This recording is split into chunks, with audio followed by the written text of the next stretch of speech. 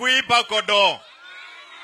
Wao ambao umewaona hapa ndio walikuwa mkutano kule Karen, wakapaka jamba ya kwenda kupiga kiwanda hapa industrial area na kumbomoa ya gas.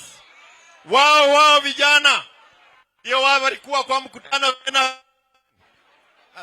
walikutano kule Karen na kufanya mambo ya kuja kufanya maandamano yetu ionekane kama yako na fujo. Hawa ni vijana ambao wametuma na wale wako serikalini kupitia jio isiyofaa. Hii ni kampuni ya Gachagua na Ruto na watachidwa, semeni wachidwe. Shadani ile kazi sisi tunafanya.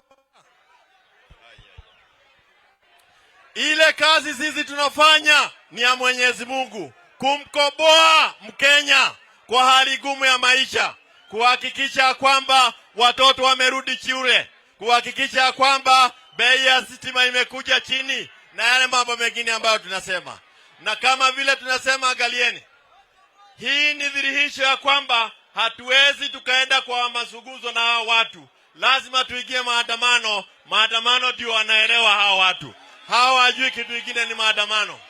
Hii ni serikali ya janga ya fujo. Lazima tuwaonyeshe kwa maandamano ya amani.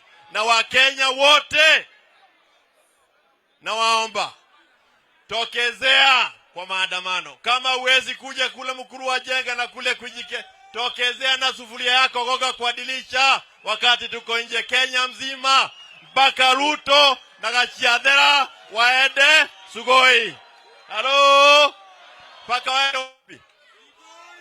Na hatubaduki, tutawaacha wakiwa. Waacha niwaambie mwisho, hapa hakuna serikali ya miaka mitano. Hawataona miaka mitano. Hawa tunatoa mapema.